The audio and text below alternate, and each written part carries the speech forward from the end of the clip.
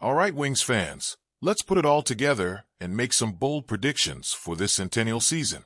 I've got Detroit finishing with 41 wins, 33 losses, and 8 overtime losses. That's 90 points.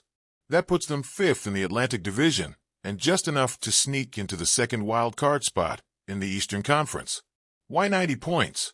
Because John Gibson alone is worth about 4 or 5 extra wins compared to last year.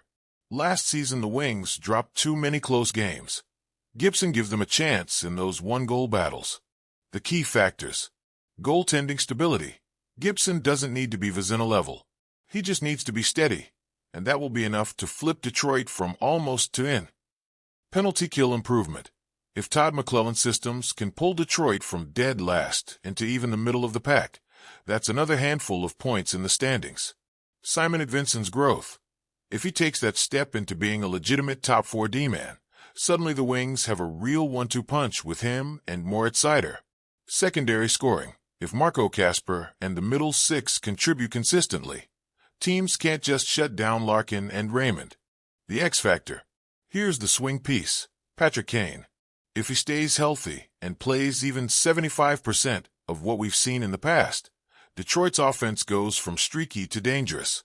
That could bump them from the wild card bubble into the 3rd spot in the division. Playoff picture. So let's say they get in. What happens?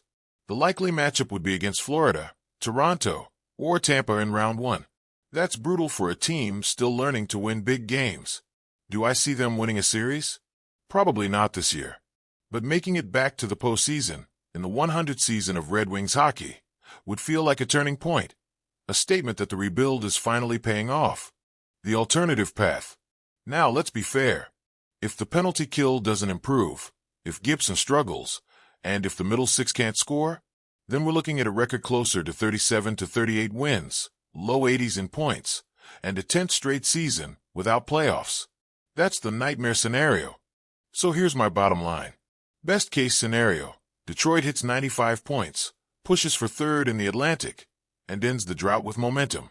Most likely scenario, Detroit sneaks into the wild card with about 90 points.